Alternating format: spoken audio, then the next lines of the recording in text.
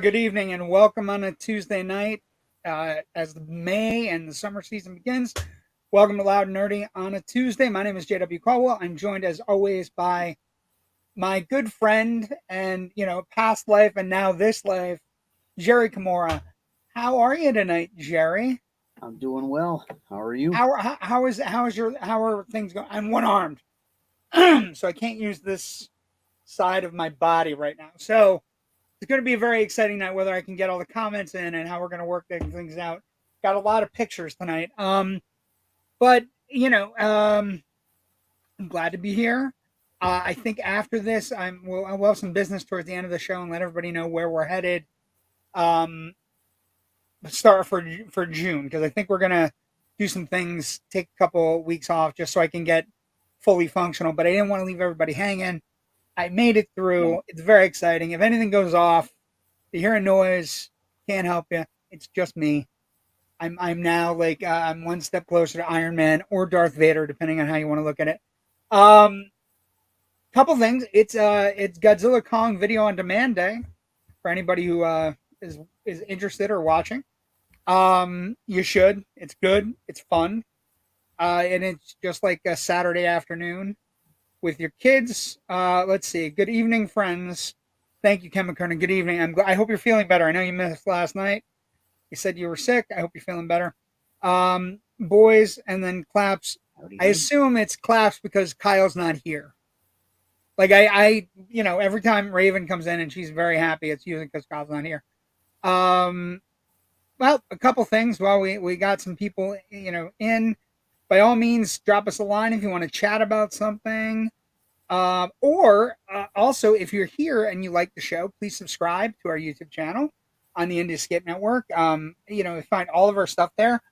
We are apparently growing very organically, Jerry Kamora. I don't know if you're paying attention. Joe sent out some rah-rah numbers, and things are looking up. And we'll see what happens. We'll see how they play out. But if you don't like YouTube and you'd rather go through Facebook, by all means, take care. Look at our Facebook page. A lot of good stuff going on in the network now. A couple cool things coming up and things we're working on. So just be ready. Good evening, Joe Ridgely. Thank you for joining us tonight. We appreciate you. I was just talking about your rah-rah, which is nice. I like rah-rah every once in a while. I need a shiny gold star to make me happy.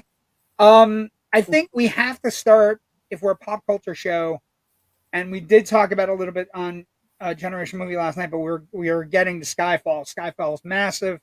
Wanted to talk about that, talk that movie up. But if I'm honest and I'm starting things tonight, we have to start with this. This, if you don't know who this is, my first question is how or why are you watching the show? Second question is, if you don't know him, don't let any of the things that you may hear about him, like that he's the B-movie king, or, I mean, he was. He directed and produced hundreds of low-budget films. One of his claims to fame in life was that he made over 200 films and never lost a dime. He was a legendary director, but he was also a legendary producer. And, he was one of the guys that not only, basically helped create the VHS market in the 80s. He was on the cutting edge of that, right, Jerry? His movies are all over the place. But he's also the guy that discovered, Ron Howard and Jack Nicholson and Martin Scorsese and Robert De Niro. He was 98 years old. And one of the things that I would say to you is you can call him a B-movie director, but realize he worked with Francis Ford Coppola. He worked with all of these people that, matter. Jonathan Demme is one of the people he worked with. And you may recognize him from Silence of the Lambs. He used to do cameos in all of his director's movies that he, the babies he found. So his thing is, he was known for B movies. He was known for video grade movies. But he also made classics like The Fall of the House of Usher and a lot of Edgar Allan Poe stuff in the 60s and 70s with Vincent Price, including The Mask of the Red Death. He made Little Shop of Horrors, which starred a young Jack Nicholson. There he is, a baby looking to get his teeth drilled. And then what I want you to pay attention, if you run across a picture of Roger Corman, Jerry, right? If you find a filmmaker that you like and Roger Corman is with that filmmaker, the smile on the filmmaker's face of being next to Roger Corman. And Roger Corman is just one of those guys that is responsible for a good chunk of Hollywood. He may even be, we talked about it last night, he might even be on the Mount Rushmore of Hollywood in the sense that he produced so many movies, 200 in his career, never lost a dime. How many filmmakers can say that? Not many. You know what I mean? And the movies are all like, they may be B movies, but they're all really good movies. You know what I mean? And I just think it's one of those things where this guy here is going to be very missed in Hollywood. He opened doors. He also, had no problem about, hiring women, about working with African Americans, working with people, LGBTQIA, right? All these people. He had no problem working with anybody, and everybody who loved him understood him. He called film the only true modern art form, the only truly modern art form, right? And he made movies like Eat My Dust, and Quentin Tarantino basically, fawned over him. Everybody fawned over him, Jerry. Ken's got some numbers up. Oh, okay. Let's take a look at some numbers. He produced 491, directed 56, and acted in 46. Yeah, he was amazing. Hello, Missy. How are you tonight? Good to see you.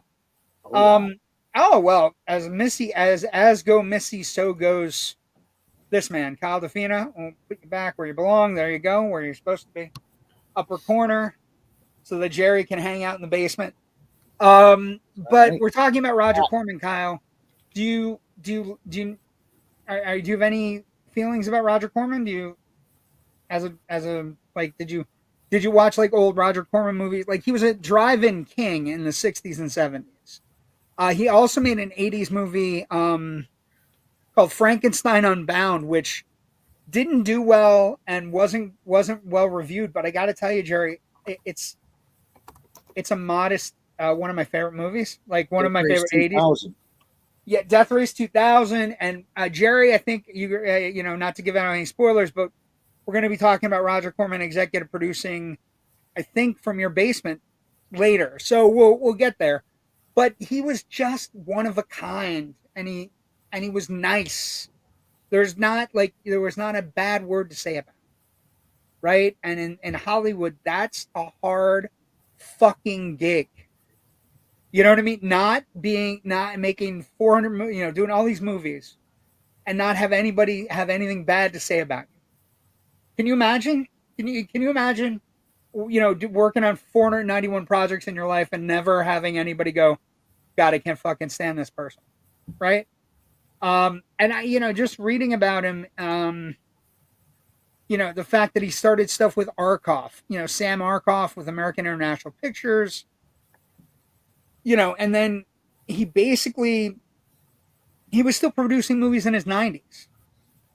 Basically anything under 5 million and under, Rolling Mountain Video, television release, Tubi, as he progressed out. Is there any, he also served in World War II. He attended Oxford, just fucking ridiculous shit. And, basically talked about how he moved when he started watching movies, and he was working on the 20th Century Fox lot. And basically he worked as a script reader, right? And then he said, I could write better movies than this. And so in 1953, he sells Highway Dragnet to Allied artists for $4,000.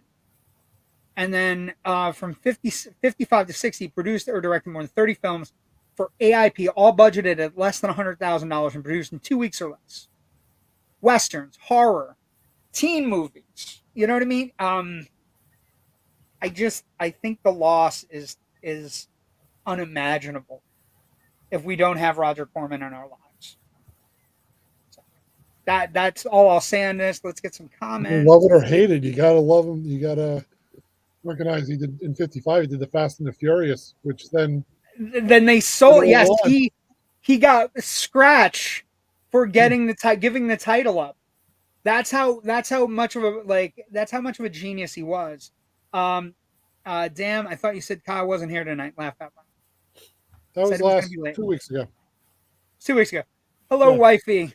And then Sean says, "Hey, brothers," and kisses from Missy. Excellent. We appreciate you all. I just think, are his movies going to stand the test of time? Are the greatest things ever? I would argue the Edgar Allan Poe adaptations from the '60s are all top notch. I mean, we have Poe things all the time now, but his stuff especially the Fall of the House of Usher, anything he did with Vincent Price in the '60s was absolutely astounding. They're really good movies. They hold up really well. And then you just hear how he was able to kind of navigate his own way. He made Machine Gun Kelly, he made I Mobster, Little Shop of Horrors in the '60s, Falls in the House of Usher, which then ballooned out to The Tomb of Lygia, Mask of the Red Death. He revived careers of Boris Karloff, Vincent Price, Basil Rathbone, Peter Lorre, and they all became kind of thing. And then he started finding new people. So he found, Ellen Burstyn, Jack Nicholson, Robert De Niro, Robert Towne, who would end up writing Chinatown, one of the greatest movies of all time. Directors like Scorsese, Jonathan Demme, I forgot Joe Dante, and Peter Bogdanovich.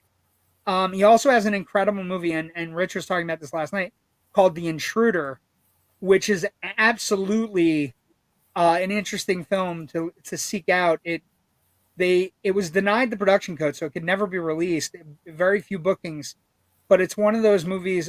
It's William Shatner's in it, and he plays a terrible guy who's very racist, and basically goes into the South as an agitator. It has the N word in it. That's why the production code didn't allow it to go through. It's the one and only time he made a message movie because of how he felt about something, and he got clamped on by the censors, which is terrible. His number one ranked movie, The Mask of the Red Death, 1964. Again, all of those movies in the '60s: Tomb of Lygia, Mask of the Red Death, Fall of the House of Usher, I'm still Little trying to Shop of picture Horrors. William Shatner doing the Captain Kirk cadence at a clan meeting or something. No, actually, one of the things about that performance is it's anti Shatner. It's like a different actor. It's before he fell into a lot of bad habits, I guess, on Star Trek and everything. His Poe adaptations are amazing. Yeah, The Intruder is ranked number 2. Yeah, it's basically you're saying Star Trek is a bad habit. Got it. Okay. That's not what I said. I said he developed a lot of bad acting habits. I just, you know, he actually, Rich brought this up last night. He made a movie about LSD in the '60s, late '60s, called The Trip. And the only way he would do the movie after he bought the script would be if he did LSD himself. So he went out with the film, like the writers, and did an LSD trip just to be able to direct it. How can I direct it if I've never done it? Is what he said to the filmmakers. So he's a one of a kind Hollywood filmmaker. And how many people again can say they made over 400 movies and didn't lose a dime? And then just the people he found, like his tree, his directing tree. Like, we have coaching trees when we watch NFL games where everybody's like, oh, that guy's from Belichick's tree or that guy's from Andy Reid's tree or whatever. This is the same thing with this guy. This guy has so many roots that spring out that become major filmmakers. He just had an eye for talent. Rest in peace, Roger Corman. Thank you for all you did. Thank you for loving the movie business. He apparently grew up as a kid watching going to the Saturday matinees. And once he moved to Hollywood, he basically told his mom, I'll go to school, but I'm definitely going to become a filmmaker. Pretty cool. Other news of the day. This is a good story. I thought we should talk about this. Big news out of Hollywood that Brian Fuller has exited the Friday the 13th prequel series Crystal Lake over creative differences. Now, Brian Fuller made Hannibal. And so he was, kind of a really good filmmaker. I'm going to say this to you, Jerry, because I said at the time when we talked about it, I have no need for a Crystal Lake prequel series. I have no need for anything that leads to a child who's, mildly special to be put in the water and drown. I don't need it. I don't know why we were getting it. And now that the biggest producer involved with it is not in on it, this is such a fucking ridiculous franchise that can't escape the weeds. Right? It can't. I don't know. I don't know what's happening. Even he probably figured, what are we going to be having a story about? What are we doing? It's going to be boring, right? Well, also it depends on the network that was picking this up. Because if it's not behind a paid channel like a Cinemax or something, like it's Peacock. It's Peacock. So and it's A24 who just who another news note this week. But it's got to have lots of softcore porn in it, basically, because I mean, the whole story is the camp counselors were ignoring the kids and having sex constantly. So, I mean, the only redeeming value would be watching Pam Voorhees kind of start going crazy, but well, then that's I think. But we already had that, right? Right, and I think she went crazy in the first movie. Like, there's no reason to see her go like. I think what they were trying to do is like a Bates Motel kind of thing. But the relationship between Norman Bates and his mother is a totally different relationship than Jason and Pam Voorhees. It's not the same kind of thing. So how are we building a show? Sounds like they were just trying to do something different than like and the thing is, the only thing anybody really wants, Jerry, and again, I'll say this with all due respect to the franchise, just give me a good Friday the 13th movie. Give me something that's halfway decent and gets what we're there for. Like, Friday the 13th movie, you don't have to reinvent the wheel, right? You try to look at the best ones. Like I was trying to think about that while this story came up. I mean, one is obviously very good, but it's not the franchise, right? Final chapter celebrating its 40-year reunion this year, along with Nightmare on Elm Street. Interesting things that may be a red herring for Generation movie this October. Just throwing it out there. But Final Chapter is great. I actually, what one I like that I think is underrated? I think Seven's underrated. I think Seven's underrated because the idea of giving him a telekinetic Carrie that he has to fight with is at least trying, right? I think 6 is pretty good because it has Horshack and he gets killed early. I always like 3. A lot of people don't, but I did. I think 3, the gimmick of 3 was great, but then I don't know. Some of the deaths are really like. I think it's really funny. The deaths are like it's trying to find the camera. So there, handstand kill though. The handstand kill is great. Like I was like, I think 4, right? 4 and 4, 6, 7 for me. 2 has a high body count too. I like 6 also because 6 has the most realistic. There are actually kids at the camp. Where the red dot goes. The bang. Yeah, but there like 6 actually has kids at the camp, which is a whole other element. Yep. You know what I mean? And the sheriff cop shows up late and he gets wrecked. Let's see. Ken, you're jumping me. This is perfect. We'll get to this in a second. Prequel sounds horrible, and I'm sorry Singer hasn't been canceled by now. It's not Singer. This is Fuller. It's Brian Fuller, not Brian Singer. Different cancelization. But both in trouble for the same thing. Interesting. Totally down for this. Downton Abbey 3, X-Men 97 finale this week. Doctor 2 episode 2. Jinx Monsoon was campy mazeness. 2 things, Raven. A Doctor Who already premiered 3 episodes. So all of them are right there. Am I to understand? Is this a possibility? Am I ahead of Raven on Doctor Who? Interesting. We're going to talk about that in a moment. But the Brian Fuller thing exiting, maybe it'll just kill this thing quicker. Other pop culture news, weird things. I asked this question on Facebook today. who gets the biscuit recipe, right? Because apparently Red Lobster's going tits up, which isn't great. But whoever gets the biscuit recipe, I mean, gets my vote for whatever. I mean, it's been overpriced for a while, right? But you could still go and get a decent meal. Like the shrimp meals were always pretty good. You know what I mean? No, not if neither one of you is upset about Red Lobster going tits up. No, I mean, well, we had Cooper's, same Okay, thing. fair. We had Red Lobsters here where people went to their jobs and like it was closed.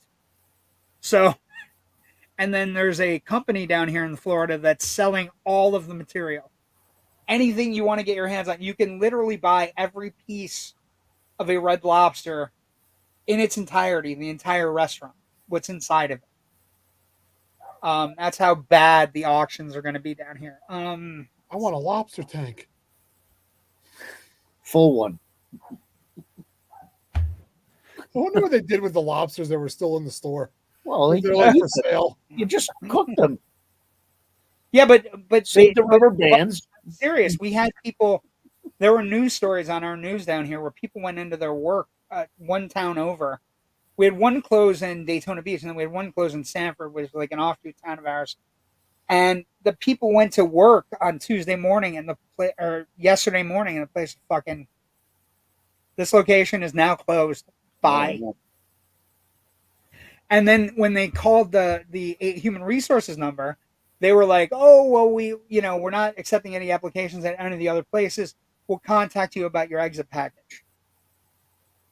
Thumbs up. Food now you don't. Okay. Well, we'll jump to this. I can jump to this. We can jump. I think we're gonna cover it a little bit on. Oh, not that. I don't want to jump to that. That was early. Sorry. Where's the other shit I had? Oh, I didn't bring it up. I'm sorry. It's my fault. It's my fault. Everything, I'm playing one armed. I'm playing hurt coach. You're like the Def Leppard drummer. Wow. Yes, I'm like Doctor Who. What was that? You just got a response in the chat to your Doctor Who from Raven. Yeah, I know. I'll get to it in a second. The gauntlet was thrown down there. It's not a gauntlet. I'm fully understanding. Okay, fine. The TARDIS was thrown down there. There you go. I don't even watch the show and I know that one. Doctor Who episode 1 was the Christmas episode. 2 or the first one, the Space Papers. I give it a 3 out of 5, but 2 out of 3 on the second episode. The one is the one with Jinx. Was a 4 or 5. You would never be ahead of me on Who, JW. That's fine. I haven't seen the third one, so you're ahead. Congrats. Welcome. I'm gonna try to keep up on Doctor Who so we can talk with at least one person every week about Doctor Who, and that's Raven or Missy, because I think Missy's a knee deep in the franchise. Well, if it makes them feel better, they're about 35, 40 years ahead of me. Yeah, well, that's the thing. Like, I'm probably Tennant or Smith. They're my Last two. time there was a cardboard robot dog when I watched it. Let's talk about they did the upfronts today in New York City. Big news is that Daredevil Born Again will premiere March of 2025. So we're gonna have one Marvel movie this year, and then we're gonna have a show in September, which is also premiering called the Agatha Harkness show. Whatever her name is. Harkness. It was Agatha all along, right? That show's gonna premiere in September. Then we get the Marvel Daredevil show in March, and then there'll be a couple movies next year, but we're basically going to get 2 movies, 2 shows a year going forward for quality purposes. But the Daredevil show brought a lot of people were exciting, a lot of returning Daredevil stars. John Barenthal was in the thing as Frank Castle. So Vincent D'Onofrio as Kingpin is also there. Among other people. Are we excited about Daredevil Born Again or no? The Netflix show. What's his face? The Punisher. He's in it too, right? Yeah, John Barenthal will return, and a lot of returning people from the Defenders universe. One of the rumors was that Kristen Ritter had a purple streak in her hair at some event this week that she went into, and they're filming Daredevil Born Again. and one of the incarnations of Jessica Jones which is one of the best Marvel shows that's ever been made ever, is a version of Jessica that has purple hair. So no excitement at all for Daredevil at all. The Netflix show was pretty amazing. Let's see what happens. Hopefully, it's not as bad as Iron Man was. Not Iron Man, Iron Fist. Sorry. Iron Fist was terrible. They can recast. I'm See, I saw something else browsing through though today that caught my attention, and I didn't have time to vet it or anything. The Boys already got renewed for season 5 before season 4 even got released. Yeah, that's real. That's a real thing. Yeah, that's a cash cow show. Like, it's interesting. I was reading some things in some like Variety and stuff. The streamers with the recent spate of, they've had a couple big hits this spring. Like obviously, Fallout has been huge, right?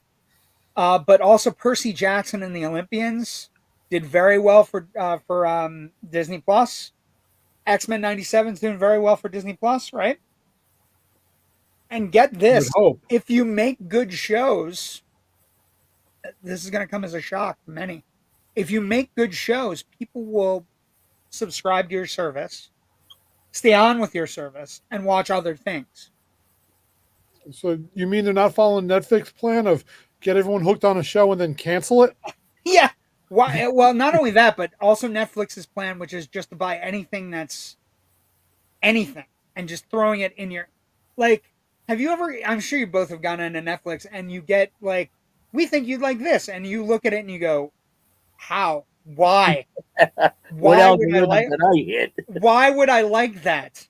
Do you know what I mean? Like, just crazy shit. And also I've never seen anything like it with the sheer volume of stuff that's bought from foreign sources for American consumption. It's the opposite of how we've done things. Movies, I used to talk about it. Movies are the greatest exported thing we have in this country. No matter what you tell me, I will always say that. But Netflix is making it a habit of everything's imported. Everything's imported. And they haven't had a truly, I was trying to think, like, what's the last hit show? Baby Reindeer, maybe? But, like, even stuff like that, even that's from England. Do you know what I mean? So it's, but Disney Plus, we're about to get into the cable area, right? Because Disney Plus and, they're going to start putting them together where you can stream them for one price.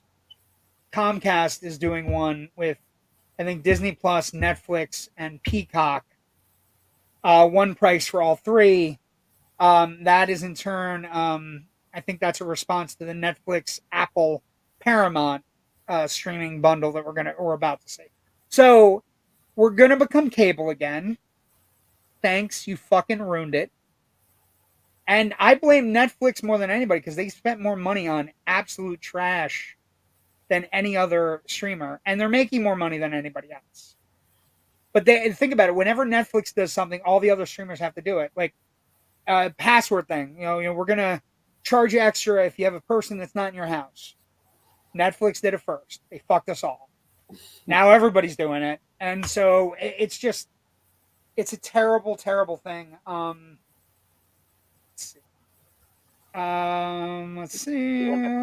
Complaining about Napster. Let's see. Here's what. I'm down there, Lars. We're also getting another episode of another season of What If. Yes. That looks great. Daredevil looks amazing. Remember Kristen Ritter. Yes, that's. And Tennant making appearances as Mr. Purple. Yep. It was fully purple. Jewel had a full hair. Of course, there's excitement. I enjoyed the Punisher and Daredevil shows. They were good.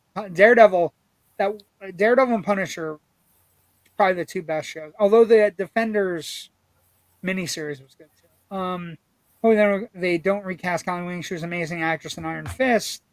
Percy was amazing. Disney needs to release the season. The reason they fired Boa, the dude, maybe the best writer of the current X-Men 97. Who cares if he had an OnlyFan?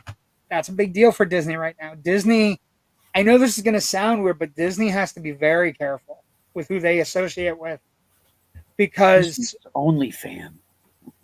Like Daredevil and Punisher cancel and sell to Disney. That's fine. But I think what you're saying, Raven, right?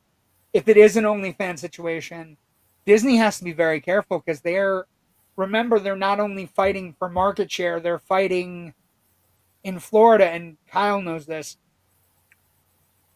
There are crazy people who are just religious right, zany people who are constantly on Disney's dick about everything, anything. And they're just all over them for anything that, so if you have a guy that has an OnlyFans and he's running a show that's on Disney Plus, that comes up. And so you have to let that person go. Now, I would say that we haven't talked about this enough, but Kyle, are you caught up on X-Men 97 yet? No. I was, and then more episodes came out, and Hunter came home, and I understand. Yeah. I'm just busting your chops. I got I'm happy you got to see your boy. I'm happy. probably going to download the rest of them and watch them on the plane tomorrow night. So lots of fun. Okay, let's see what else. That's good. Okay, this is a good story, and Ken kind of alluded to it. Has to be talked about. Nicolas Cage is going to star in Spider-Man Noir live action series at MGM Plus and Amazon Prime Video. So, Nicolas Cage, who was Spider-Man Noir in the into the universe, into the Spider-Verse and Across the Spider-Verse movies, is now it's just going to be called Noir, and basically it's going to be on Amazon Prime. And Nicolas Cage is going to play the next incarnation of Spider-Man. Of course, it's Phil Lord, Christopher Miller, which is good, Amy Pascal, and the incredible team at Sony who are dedicated to expanding this franchise in the most authentic way. Nora will tell the story of an aging and down-on-his-luck private investigator in 1930s New York who is forced to grapple with his past life as the city's one and only superhero. Are we excited about a live-action Spider-Man Noir show? I'm moderately excited. I will say that, because I like Nick Cage. Arcadian, by the way, amazing. Still have nightmares about the monsters. Yeah, that wasn't bad. I saw that. Did you like it? Yeah. It was good, right? Yeah. Yeah. I mean, the creature design, tell me that's not the most freakish thing you've ever seen. Like, the only thing I could come close to thinking about was I rewatched some of the sequences in Annihilation with that bear thing that did like the fucking human voice. You know, like, but I really liked Arcadian. But Nick, what do we think about Nick Cage getting a live action Spider-Man movie show? Meh, just meh. I'm not getting my hopes up because I'm waiting for it to not get released like the Superman thing. Really, that's why you don't live in Florida. Only crazies live there. I disagree. There's a good portion of sane people here. I'm not one of them. We'll just talk next week after the finale. So, like, how does the spider become radioactive to bite him in this? Is he like there for like the I don't know enough about Manhattan Project? I'm gonna be honest. I don't know enough about the character to be able to. Yeah, I don't know what his origin is. I don't know if they're gonna do his origin. It is the first role of his career of regular television. I mean, he's an Academy Award winner. I mean, the films are the starring roles in movies: Moonstruck, Raising Arizona, Face Off, National Treasure, Ghost Rider, Pig, Dream Scenario, Renfield, and really calling Ghost Rider a hit movie. First Ghost Rider was a hit movie. I'm not saying it was good. Raising Arizona. Well, Cage, they don't even mention in the article I read. They don't even talk about his other big hits like The Rock or fucking Con Air, which are huge for no reason. What is kind of dumb is Disney still won't put Something Wicked This Way comes on Disney Plus. No clue why. Sean Smithson, I have news for you, buddy. It is your lucky day. I saw that they are going to be releasing Something Wicked This Way comes on Blu-ray. Yeah. I have that on beta. That's what I'm saying. Like that movie, I love We that got movie. upgrade. And that's well, and I hope they do. Like, I hope they do like that movie was always beautiful to look at. But I saw a box. Where is it?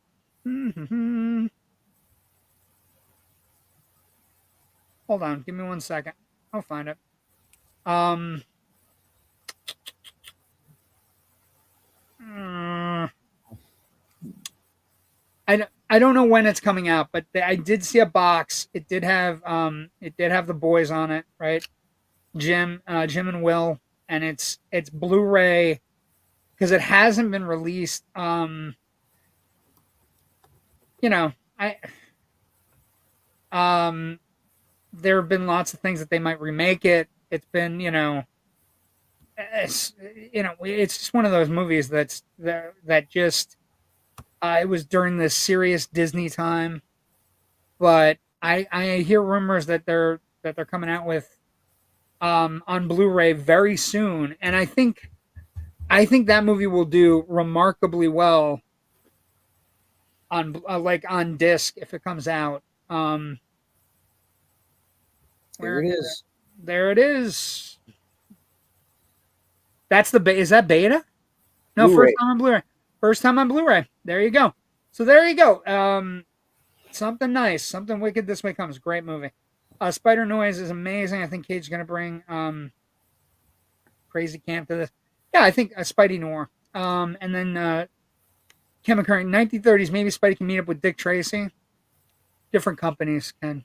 That Marvel doesn't like to play You could well have with major others. crossover events. Maybe, but I don't. I just Dick Tracy had his own place. Yeah, but Spider-Man Noir set in New York. Who owns Dick Tracy? Oh, Disney does own Dick Tracy. That's true. Good call. Maybe. It could be his private dick. Well, actually, so no, it wouldn't work then because Spider-Man Noir is owned by fucking Sony. What up, everyone? What up, Mick Manhattan? Thank you for joining us, Mick. For anybody who doesn't know, I don't know what the name of your podcast is. If you put it in, we'll talk about it for a moment. But we're hearing good things about Mick. With regards to maybe crossovers for us and other podcasts, and also working together on some cool things. So, welcome, welcome to our show. Says the crazy person. Thank you, Raven. Hey, I've been down to Florida with JW. Every time I've seen him, he shows up with a tinfoil hat on. It's really weird. Tinfoil hat. Yeah, just tinfoil hat, no clothes. It's weird. I admit it's weird. And a Raiders. And a Raiders hat. G-string. Yeah, just a G-string. Joe originally lives in Florida. Drop. Just kidding, Joe. No, Joe's as nuts as I am. He's on the Panhandle though. He's not really in Florida. He's not in the Panhandle. Joe is down lower than I am.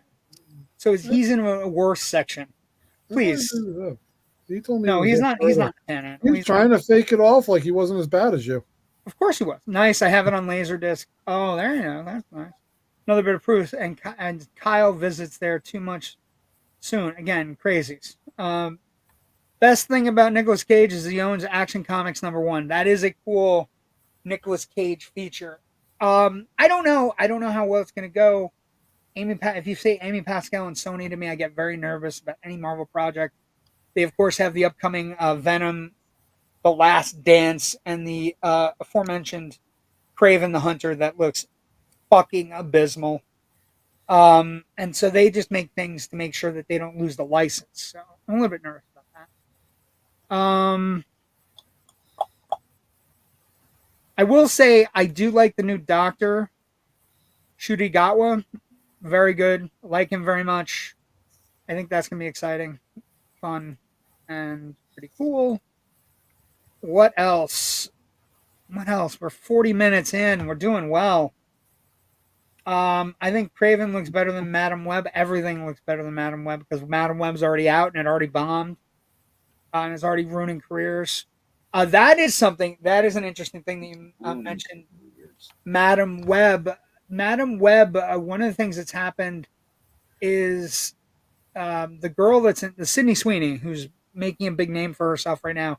She was anyone but you, and Madam Web. She's kind of a hot young actress at the moment. She signed on to do a Barbarella remake, which I saw that. I I Who's um going to be Pygar? Pygar? I don't know. And the thing about Barbarella is, it's such a weird fucking movie anyway. Duran Duran. Duran Duran. Also, the weird fucking piano that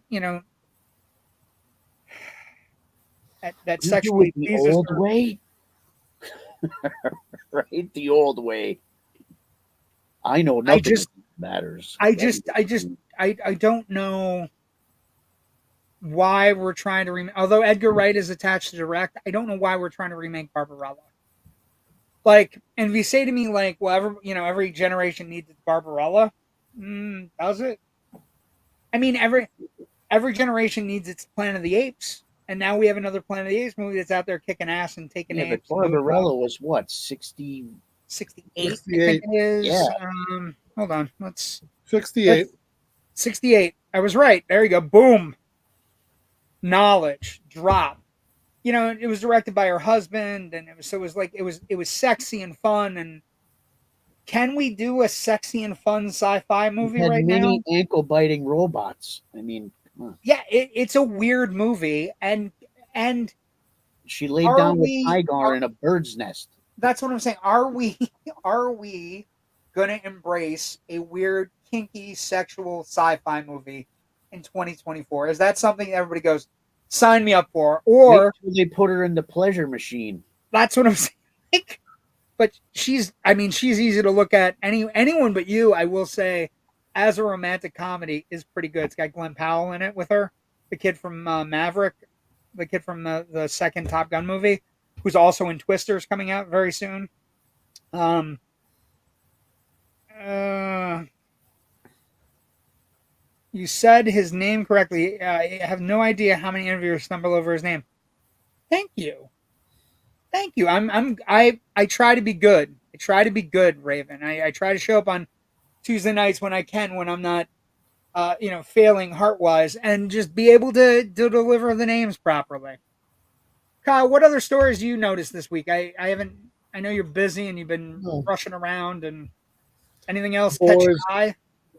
I'm looking forward to if Ryan I think Reynolds it's. movie I think coming out. it's gonna be. I think it's gonna be underrated. I think it's gonna be fun.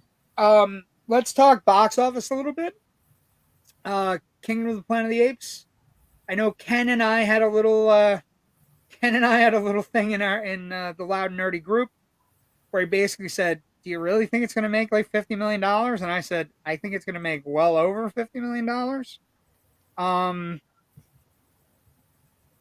But Apes is just 58.4 was the 58 weekend. 4, and then it grossed another 72 something overseas. So we're talking at basically $130 million on a movie with a $200 million budget. So we're like, it's good, and there's nothing in it. There's nothing coming out. Like, If is an interesting movie, but it's a kids movie, different demographic. The same people who are going to see If are not going to be going to see Kingdom of the Planet of the Apes. So it really hasn't. You don't think it's the same demographics? You think it's the same I think demographic? because Ryan Reynolds is in it, it'll pull an older crowd too. I Okay. don't think we needed to highlight that on the screen, but check your messages while we talk about this. No, I hit something. Podcasting at its best, folks. I got one arm, people. I got one arm. Yeah, Give the like I guy a said break. last night, it was the guy. It was the one arm guy that killed my wife. Yeah. Bandit. One arm. If we pull him the right way, you think he'll pay out finally? But no, Oh, neat.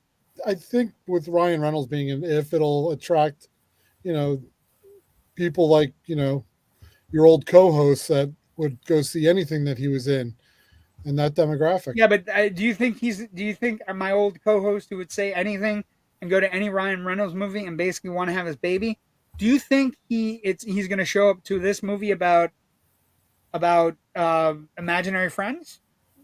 Yes. Really? Yeah. Okay. Um, I do. I think.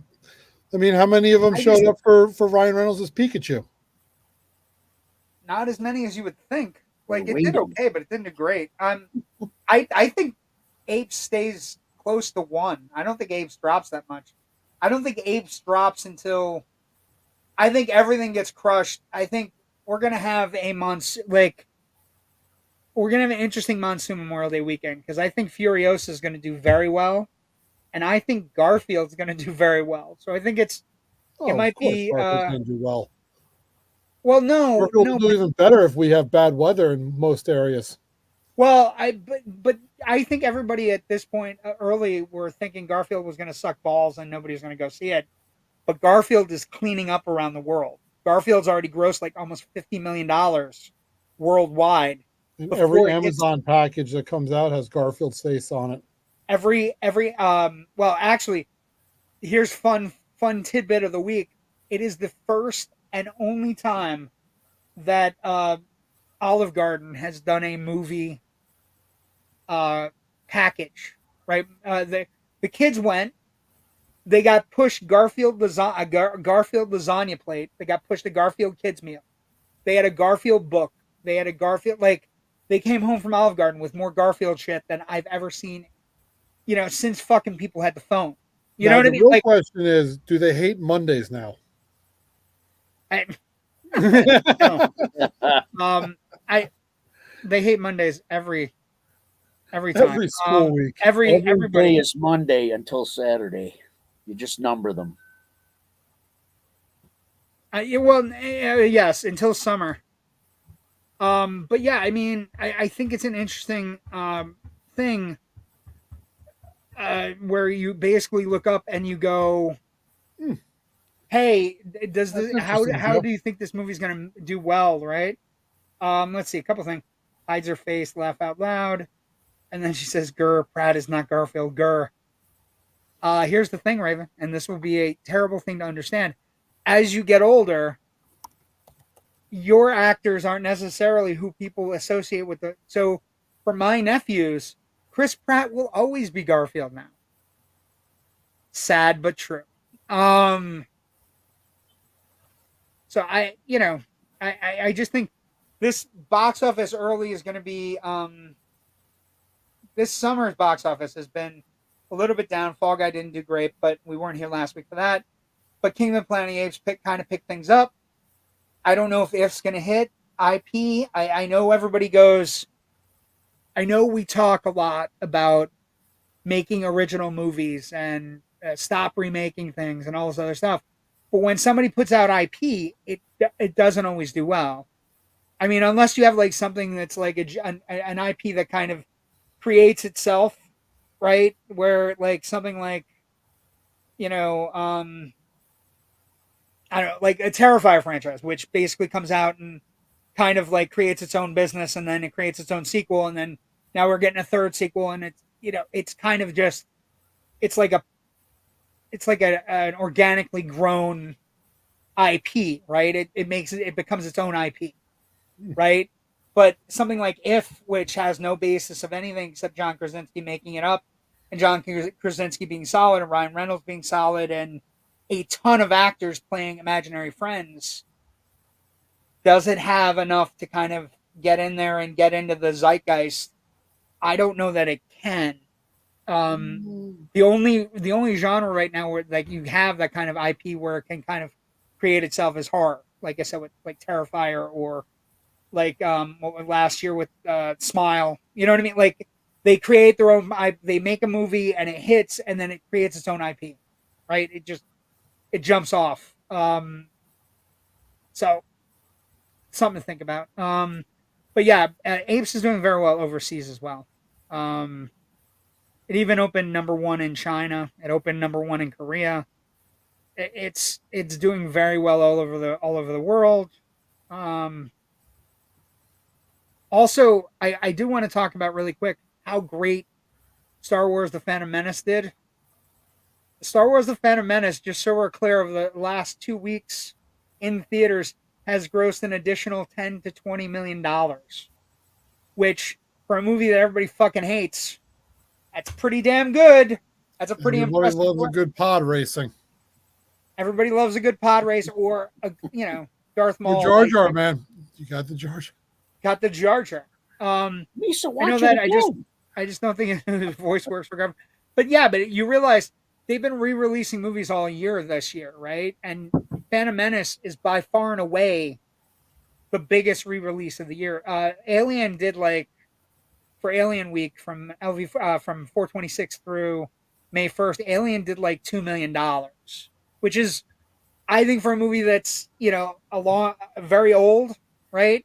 2 million Well, bucks on a week where nobody we're talking. I mean, Shrek 2 was number 12 this past weekend. Still, that's what I'm saying. Yeah, what was Um, Alien 78? Was that come out in 78? I think Alien 79 79. would be my my guess. But yeah, Garfield is killing overseas. I And did I go don't. see Ministry of Ungentlemanly Warfare though. Did you like it? I loved it. It was great. really good. It was It fun. was fun. Fun Fun. movie to go watch. Fun movie. I think Alan Ritchson, aside from his general problem he's having with the Christians he doesn't like right now, he's a very Christian guy who happens to doesn't like Christian hypocrites. He's having a tough time with them right now. But I think Alan Ritchson could be our next Schwarzenegger. I think he could be somebody you could build action franchises around. I'm not just talking Reacher, which is a nice show on Amazon that I love, even with its flaws and inconsistencies, right? I'm talking about like franchise stuff where like Schwarzenegger esque, where he's like taking on names and absolutely destroying stuff. Okay, now is a good time to talk about Jerry. I love talking about Jerry. I love bringing Jerry up. I love doing this segment. It's one of my favorite segments of the week. And we have a good tie-in this week. I think it's a really quite a good tie-in. Here we go. It came from Jerry's basement. Boom. What do we got, Jerry? Tonight, in honor of Roger Corman, The Roger Corman, yeah. we have a trilogy that he was the executive producer of, and that would be the Slumber Party Massacre trilogy. The trilogy. Okay, so you have the boxes. I believe you. Here we go. I have the posters here. Slumber Party Massacre Collection, which is what you already have. Look at that coming up through the pizza. Look at the crazed look in that man's eyes. Amazing. Look at this girl wearing Dodgers blue that has no idea what's coming. So a little bit about the franchise, Jerry, right? It's basically Man with a large drill goes after goes after goes co-eds. having a slumber party. It's super easy. Gets reincarnated in the second one, has a guitar drill. Yeah, wait a second. Yes. Oh, wait, Jerry, I got you. Look at that. There you go. Look at this. Look at how fucking ridiculous this is. That's a cool guitar. I think it's amazing. I absolutely. Look at the reach on the fucking guitar drill. Yeah, that's what I'm looking at. Yeah. He's just trying to make a point or points. I like the shadowing better. Yeah, I this is a fun franchise. This is a franchise that I think a lot of franchises kind of owe a little tip of the cap to, right? And the first one's only 77 minutes. Yeah, they're quick. They're not lengthy. And this is Slumber Party Massacre 3. I think he comes back again in this one. So is there a streaming service you can find this on? Look at this tagline. You know the drill. Right? Look at that tagline. Look at that face. And I have another poster. Look at that. I love the through the pizza. And then of course, more co-eds that will die. Yeah, this is the cover that's on 3. Yeah, it's just a drill and it looks like a penis and but again, fun movies and like movies where we, drills are very underrated weapons. And that's the first one. Is there Um, a but yeah, I mean, I there a think streaming service that they're on right now? yeah. What's the That streaming people- service, Jerry? The first two are on Tubi, and the third one is actually on YouTube. So Tubi and YouTube. If you want to get your slasher reincarnated, like the movie that I think best. I just bought it, by the way. Universal sent me a. I get things called FanFlix all the time where I can buy movies on the cheap. I just got Shocker and a couple other things this weekend. I love Shocker. I made a Shocker such costume. Shocker, such a Horace Pinker. You did a Yes. Horace Pinker I did the costume. checkered flag, everything. I even had the Jesus prison Christ, number. that's amazing. I shaved my Shocker's head. underrated, but It was a fake one. Shocker and Slumber Party Massacre have a lot in common. They're like they have, reincarnation angle, and they're fun slasher movies. I love slasher movies. But yeah, it directed. Let's see, directed, and it's a woman director, by the way, Amy Holden Jones. It's written by Rita Mae Brown, so these are people that are not necessarily who you would think would get chances behind the thing. But ready budget $220,000. It grossed $3.6 million in 1982. So pretty amazing. It's a new world picture release, and Corman again all over these low budget movies, releases them, makes a tidy profit, and then puts them into other movies. And that's the key for Corman. But yeah, that's. I also just we want to. So some fun news. Yeah. Well, no, this is good, but I do want to thank. We have somebody in the chat that's watching that is like a major player. We want to say hi. Just let everybody know. Phil Falcone, who's part of the Terrifier franchise. I didn't know when I mentioned it, but he's he's one of those guys that's been producing and helping, and that you can catch on Peacock right now streaming. Yes, Terrifier franchise. So yes, give that man money. We want to say hi, Phil. Thank you for watching. We appreciate you joining us. Hope you like what you see. Excellent. Let's see. Alan Richmond's just amazing, and he's such a nerd. I love it. I got a tour of Kyle's room today. I wasn't even home, and this is the first I'm finding out, but yes. You got it. Wow. What if she touched your stuff? Like, what if she moved something? Whatever. Okay. Corman was VHS God. Yeah, Roger Corman was just incredible. First person to realize how much money you can make doing those things. VHS. Interesting statement. That leads me to my find of the week at flea markets. Oh, okay. Give me 1 second. What do you find? What'd you get?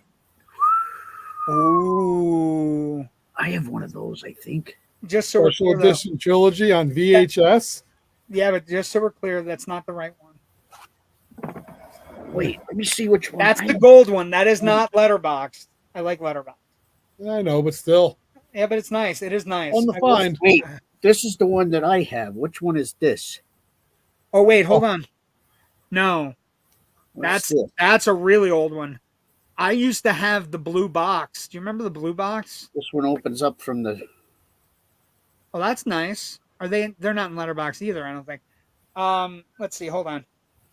Holy shit, that's awesome. Terrifier is great. We have a lot of Terrifier fans on our show. Thank you for joining us, Phil. Phil, I should say. I'm sorry. I should say Mr. Falcone. Mr. Falcone. Mr. Oh, Falcone. I like Terrifier. Joins one chat room, and JW thinks he's on a first name basis. I don't. Don't get me in trouble. Book, Kyle, I gave you a gift, jerk. Holy shit, Jerry, that's amazing. Yes. And then also, it opens up too. It's weird. Like it's got like a little book. Ooh, not book. Oh, actually, I have the Star Wars things that I'm most proud of. I have the DVD release of the original trilogy that has the only version that has the original movies on it, except for like those. Those are all original. But nice. Yeah, I don't know Actually, when here's your special edition. You got that is nice. A little cube. I like that. Trying to get it back together is the bitch. There you go. I got it. Yeah. Okay. So let's get to the end of this week. It's my favorite time. I know it's Kyle's least favorite time, and that's okay. Nap time. Twilight Zone Redux, baby. We're on episode 15 of the first season. This, of course, is an episode titled "I Shot an Arrow into the Air." It's the 15th episode of the first season of Twilight Zone. It aired on January 15th, 1960. Opening narration, as we always do. Her name is the Arrow One. She represents 4.5 years of planning, preparation, and training, and 1,000 years of science, mathematics, and the projected dreams and hopes of not only a nation, but a world.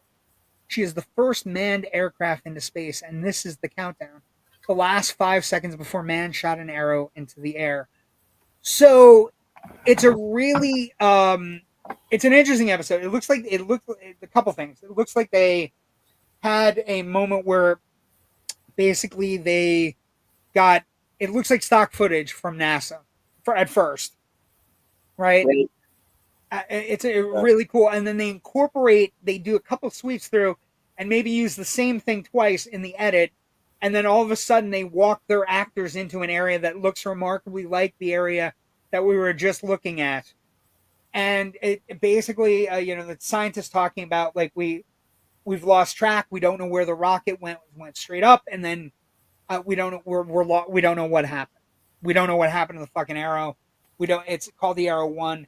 I was looking at the details of the episode. There's even like little arrows on the astronauts' belts. So the astronauts, the ship crashes, and they believe they're on an asteroid that's within our universe because the sun is directly above them, and they basically it becomes an episode with these three gentlemen where basically it's Dewey Martin as Officer Corey, Edward Burns as Conan Donlin, and Ted Otis as Pearson. They have 8 people on the crew. 5 of the 8 die within the first 5 minutes of the episode, right? And the other 3 have very little resources, and they have no discernible way to get off this asteroid that they've landed on. Also, they mention that they know that the ship took 4 years to create, and that they are now stuck on this asteroid and they have to make do with what they have. So one of the guys starts going twitchy early. Right. Like he goes twitchy because it's water and resources. And why are you wasting resources on somebody that might be dying? And that's Officer Corey, and he starts twitching out way early. And he starts fighting with the other man in charge. And basically they're trying to keep the one criminal alive, but he dies early. And then it just becomes like it becomes a Will episode. It's an episode where one guy's paranoia, the guy in the center here, his paranoia basically takes full control of him, where he is, the colonel stays the one time, sends them both out at night in different directions to try to figure out, any resources, any place they can hide in the hot sun. And only one comes back, the one that's been paranoid and crazy, and he has double the water he had before. So this sets forth what happened to the other guy, what happened to Pearson. And at that point, the colonel forces him on a march to find the kid's body. You find out that Pearson has died. It doesn't really, isn't official until you get towards the end of the episode that, Corey has killed Pearson with a rock to the back of the skull, in a violent fashion. But before Pearson dies, he writes 2 things on the ground in the dirt, and it's basically a line going down and then 2 lines going through it, and he points over the hill, and basically the colonel gets very excited because he feels he found something. He puts his weapon down, and the moment he puts his weapon down, the other guy picks it up and basically says, in no uncertain terms, 2 men living on what we have as rations can live for 5 days, but 1 man could live for 10. And he shoots the colonel and leaves his body and goes over the horizon on the asteroid. Well, as is want, like the narration on this one at the end is very long, right? Like it's kind of a great narration because there's no other characters to play off of, and it's just Corey, the astronaut, going over the dunes. I will say, Jerry, have you ever seen a better representation of an alien like an alien territory than the shots they do in this episode with the rocks and the formations? It Yeah. it looks alien in every conceivable way. It's like amazingly shot on location. It looks like a fucking asteroid. It looks in every conceivable way. It looks like everything, and it's designed that way, right? The narration starts late in the episode with about 3 minutes left, and it says, "Now you make tracks, Mister Corey. You move out and up like some kind of ghostly billy club was tapping at your ankles and telling you that it was later than you'd think. You scrabble up rock hills and feel hot and sand underneath your feet, and every now and then take a look over your shoulder at a giant sun suspended in a dead and motionless sky, like an unblinking eye that probes at the back of your head in a prolonged accusation. Mr. Corey, last remaining member of a doomed crew, keep moving, make tracks, Mr. Corey. Push up and push out, because if you stop, maybe sanity will get you by the throat. Maybe realization will pry open your mind, and the horror you left down in the sand will seep in. Yes, yeah, Mr. Corey, yeah, you better keep moving. That's the order of the moment. Keep moving." So Corey has a mental break as he's going over the dunes, and as he gets over the one dune, we see why the mental break will not be great. He gets over and discovers that basically there's a sign for Reno, and that the ship has crash landed in the desert, 97 miles from Reno. And of course, goes back to the great poem that the episode is based on, which is, "I shot an arrow into the air. It landed, not no, I can't think of what it is now. Hold on. Where it landed, I not know where. Something like Where I that. landed, I not know where." Yes. Thank you, Jerry. I appreciate that. But and so basically, he has killed his two friends and killed the other two astronauts in cold blood. And basically, the sign that Pearson was making in the dirt was the telephone poles were right over the horizon. He just had to go, right over the hill. Um, I think it's a pretty great episode. I think it, this is challenging material about you know the wants and needs of men with regards to resources. What'd you think, Jim? I liked it. I mean, the Good guy did episode, go nutty like really quick. really quick. Like, But you know what though? They obviously they were there for a little bit of time first, right? Because they had the other bodies covered up. So yes, so yeah, eventually he and he's probably looking was he's going looking over the resource. 5 gallons of water is not that much, right, and they were feeding right? it to the guy who was dying. Don't give Yeah. it to him. That's for us. Well, and also like the colonel gets there and he's kind of writing down everything that he thinks happens, and he's trying to figure it out, and he's writing. And Corey walks up to him and goes, "Do you think this is the best time to be writing in a book? Your Yeah, fucking memoirs? You know what I mean? Like, do you think it's a good time to write your memoirs?" And I just think the writing is so good, and just the idea of man, what we're willing to do to survive, and sometimes we do it whatever. The narration ends with practical joke perpetrated by Mother Nature and a combination of improbable events. Practical joke wearing the trappings of a nightmare, of terror, of desperation. Small human drama played out in a desert 97 miles from Reno, Nevada, USA, continent of North America, the Earth, and of course, the Twilight Zone. Um, so one of the things that Rod Serling talked about at length about this, and it's some episode notes. I got 15,000 manuscripts in the first 5 days of the show. Of those 15,000, I and members of my staff read about 140. 137 of those 140 were wasted paper, hand scrawled, laboriously written, therapeutic, unheralded grotesqueries from sick, troubled, deeply disturbed people. Of the three remaining scripts, all of clearly poetic professional quality, none of them fitted the show. So he, basically, the episode, of course, is also based on the opening of Henry Wadsworth Longfellow's "The Arrow and the Song." Um, it's "I shot an arrow into the air. It fell to earth. I knew not where." Um,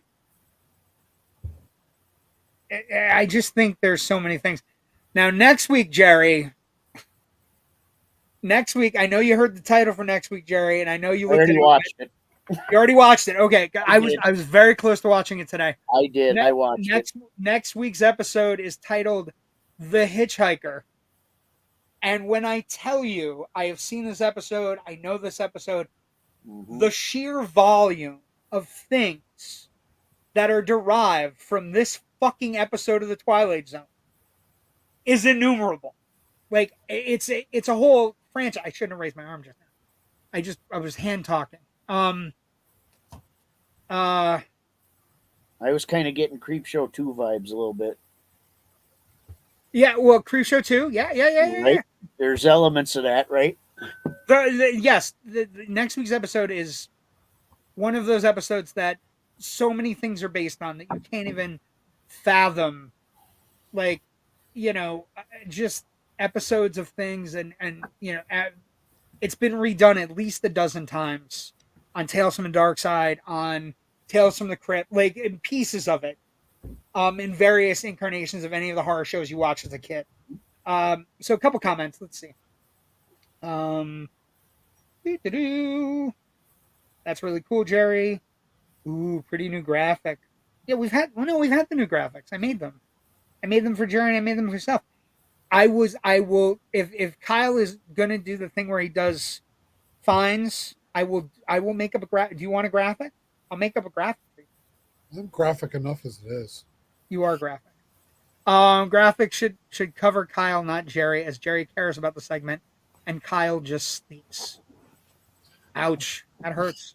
We're past my bedtime. I mean, I love this episode. Raven, are you saying I love this episode of the Twilight Zone? It was a good episode. Or did you love this episode of the show? We appreciate it all. Okay, good place to end for tonight. I'll do the roundup business at the end. Jerry, got any Slapjaw shows coming up? Anything coming up? Anything you want to talk about? Your TikTok or anything important? July, we're at the V Spot in Scranton in July. The 13th, I believe, the second Saturday. As we get closer, we will bring more. We will bring more up. Kyle, what do you got going on? What are you working on? You said you're getting on a plane. Where are you headed? Pacific coast side of Mexico. Nice. Enjoy. I'm going to Minnesota next week for work. Ooh. We talked about that. You gonna go see the Mall of America? That I'm actually staying at the Hilton that's there. Excellent. Oh, yeah? That's super cool. Well, Mall of America should be fun. All three stores that are left open there. It's awesome. Yeah, and the well, actually, I would imagine it'd be a cool place to film a movie. Because think about it, it's all like all dead rides and dead stores. It'd be terrible. Dawn of the Dead. Dawn of the Dead. Thought that was called Five Nights at Freddy's. There you go. Okay, so a couple some business we got to take care of first. First off, you can watch us every Tuesday night at 9 p.m. We appreciate you coming and watching our show, Loud Nerdy Tuesdays at 9. We are also doing Are You Creative? We at the Indie Escape Network are where creatives unite. So we would like to unite and work with you. We would like to, if you have an indie movie trailer or commercial, email it to us. We'll play an upcoming Indie Escape Network show free, no strings attached, and basically we'll do that for you. Also, this has to be discussed. The Indie Escape Network is in search of a producer or co-host, somebody that can learn the trade from Joe Ridgely, who's willing to give you some insight into how to do some of these things, which is amazing.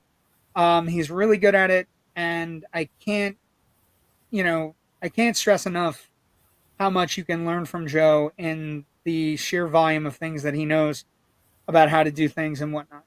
So if that's something you'd be interested in, and again, check out our email address at theindiescape.com or at gmail.com. Sorry.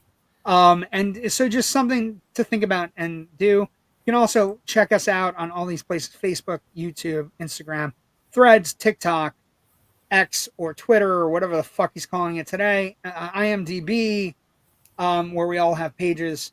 So check us out there. We also have a show coming up. I'm going to change the screen for a second, so don't pay any attention to the man behind the curtain. We also have a show coming up in a couple weeks Um, Symbolistic Cynicism with Gabe. Should be a great episode. It's coming up on June 5th, I believe. And it's Wednesday, June 5th, and he's coming back, and we're happy to have him back. Does that say The Mutilator? It does. One of the girls from The Mutilator is going to be on. I love that movie. Yeah, there you go. So, yeah, that's it coming up. This was okay, too. Yeah, no. Couple comments, and then Jerry, take pics of the I guess roller coaster. And then Ken, you should post graphic of the free trailers viewing on my profile. I have had several filmmakers I am friends with. Okay, cool. We can do that. I think Ken should repost all of those trailers in the post them in the Loud Nerdy page, so everyone can just go and see them. Yeah, put them in both bases. We'll get them up. Awesome show tonight. Have a great night, guys. Love you. We love you too, Cindy Kamora. Thank you so much. That's Jerry's mom. Yes. Jerry's mom loves us. A couple things. I do need to recover. So I wanted to come back. I finished Bondathon. I wanted to come back and get everything solidified and let everybody know. We are going to be off for the next 2 weeks. We will be back on June 4th for this show. We will be back on June 3rd.